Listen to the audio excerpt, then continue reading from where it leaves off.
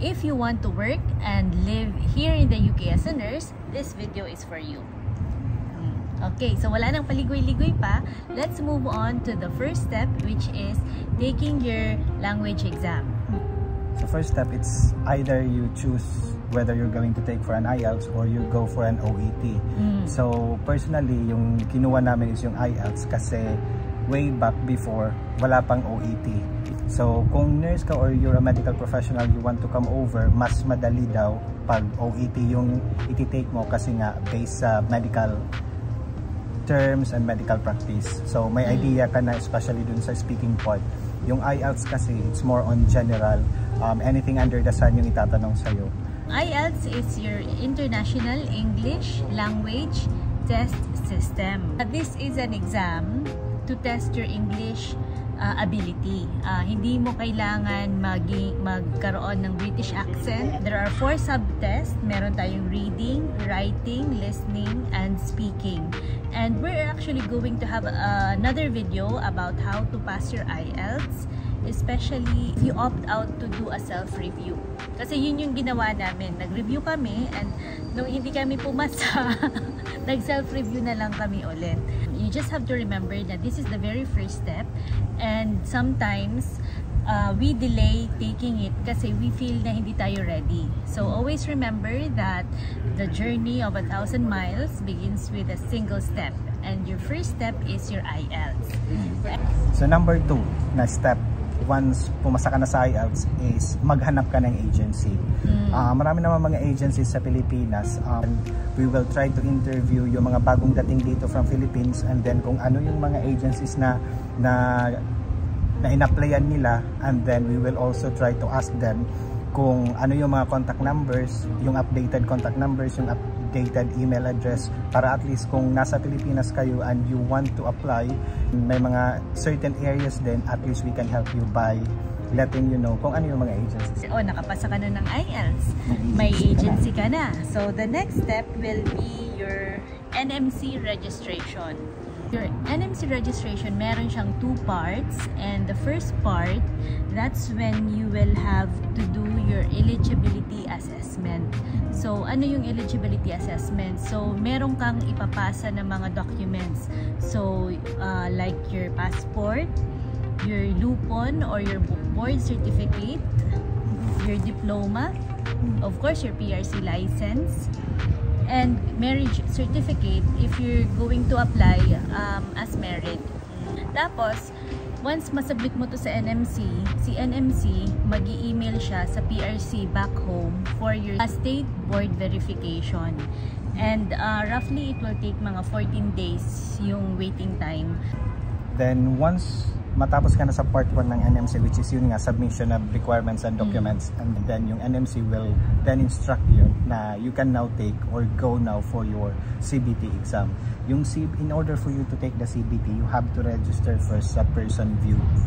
So gagawa ka ng account sa Person View, tapos dun ka na i-schedule ng exam mo for the CBT. So just a little bit of CBT, 120 items, multiple choice questions, and it will take you 4 hours to complete the exam. I was finished immediately, pero hindi ko siya pinasa until after 3 hours. Tapos I gave myself 30 minutes for review before ko ipasa. Hindi ko alam why, pero I just wanted to take time. Kailangan mo lang mag-take time when you take this exam, and you will get the result 48 hours after, and wala siyang score but just pass or fail. Yun yung medyo nakakakaba. Hindi ka makakatulog while waiting yung result. Pero again, we're gonna make another video about the CBT para lang mas may detail, para mas may guided kayo sa step na to. Steps na, meron ka ng IELTS, meron ka ng agency, nag-NMC registration ka na. You passed your CBT. You passed your CBT. So ano naman ang next? Okay, so the next one is your part 2 of your NMC registration. I think roughly magbabayad ka nito ng £153, and this is the part wherein yung mga additional requirements ng NMC you're going to upload sa website nila. This will include your police clearance, yung mga health declaration, yung mga character reference. Yeah, character reference. And also, I think, yun na, you will have to attach your IELTS. Alright, so, diba, masaya na kasi nakapasa ka na lang. So, when you upload all these documents to NMC, that's when you will wait for the decision letter. Yung decision letter is a letter from the NMC wherein sasabihin nila na, oy, we're happy for you to take and proceed sa OSCE. Yun. So it means to say yung mga documents mo has been verified, and then according to NMC, it's according to their standards. So now you are actually given the opportunity to come over to the UK to work as a nurse, but before that one, magti-take ka muna ng OSCE. Once you receive your decision letter, that's really the best time for you to pass your resignation. Feeling ko, yun yung time na pwede ka na magpasa ng resignation kasi meaning it's confirmed na NMC wants you to come over. And while waiting, that's when you will have to do your medical exams, including your tuberculosis test sa IOM Manila.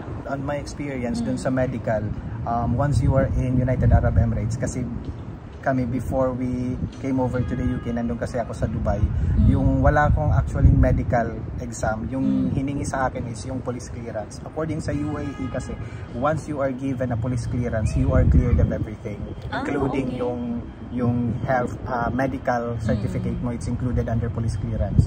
So, and now you are just going to wait for your certificate of sponsorship. So yung tawag nito is yung COS mo. So this is actually granted by your employer hospital dito sa UK. Kumbaga sila yung magiging sponsor mo, and they are going to provide you your sponsorship. So syempre, once you receive this COS, pwede ka nang mag-apply ng visa. That's your health and care visa. And you can apply this one sa VFS. So of course, sobrang masaya ka na kasi nga meron ka ng visa. Once na-receive mo yung visa, I think your agency will give you a heads up na punta na tayo sa Manila because we're going to do your pre-departure orientation seminar or yung PIDOS. And that's when they will make sure na lahat ng mga like mga OWA, POEA, yung mga pag-ibig mo, you actually settle everything first before you go. Kasi it's actually for safety mo as an overseas Filipino worker na alam nila na dito ka talaga nag-work. And then you will go out of the country na safe and legal. So once you receive your ticket, that's the most exciting part talaga. I remember I waited 2 months para sa visa, and medyo kinakabahan na ako nun kasi feeling ko, bakit parang ang tagal, wala pa akong visa, tapos hintay lang ako ng hintay.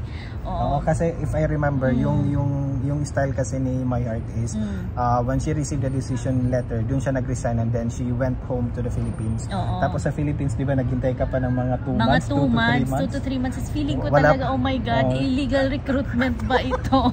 Baka sa Sudan na ako madala.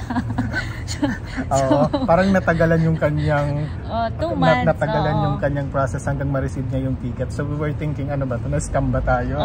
Anyways, it's worth the wait naman. So once you receive your ticket, so doon magpapaalam ka na of course sa mga family mo, sa mga friends mo, and they will tell you actually what to bring on that particular month na darating ka dito sa UK. Kasi 4 seasons dito sa UK, meron tayong winter, summer, spring, and fall. So, syempre, pag dumating ka ng winter, you have to make sure na naka-coat ka talaga. Naka-coat ka, lahat ng mga heat tech, ganon. Pag summer naman, medyo pwede ka na yung mga ganito lang. The exciting part is yung pagdating mo talaga dito. In our case, so yung agency namin dito, sila yung sumundo namin sa airport. Siyempre, kami kaalam-alam dito pagdating.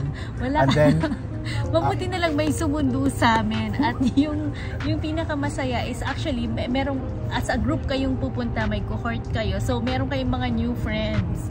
So, I just remember na may sumundo sa amin. Tapos, pagdating namin, sobrang gutom kami. As in.